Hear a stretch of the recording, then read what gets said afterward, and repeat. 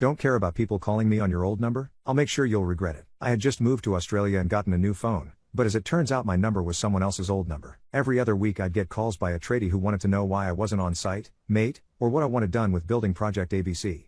Every time I explained at length that they got the wrong number, and quite often folks on the other end were absolute rude or thought I was taking the piss and insist I answer their questions or show up on site. Now, I was over it, so I googled my own number and did some digging and eventually found out the guy who had my number before, then his new number, and then I called him.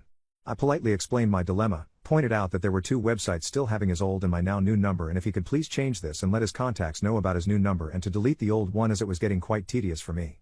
By that time I had used my number for work, visa applications and landlords and friends, and changing it would have been a huge pain.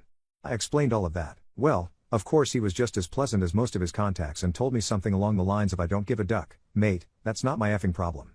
Get effed, sort your own shot out, mate." Well, the universe provides, and so I got a great opportunity to do just that. Only a few weeks later, I received a call in the early hours of one morning by another disgruntled guy telling me he was early and demanding to know where I wanted the sand put down and how to get in.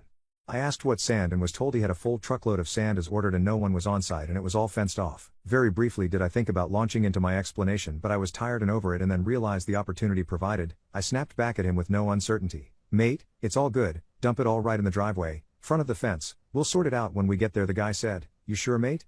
It's a lot of sand." Me, "Absolutely sure, mate, thanks a lot." Him, "All right then boss," and hangs up. Well, I go back to bed, snoozing for another hour with a big smile until my phone rings again and I see it's old mate with his new number who I had saved when I called him a few weeks ago. I pick up rather chipper and he doesn't waste any time launching into a series of swear words and how he has no access to the site and that he has to move a literal ton of sand by hand and whether or not I told the sand guy to dump it all there.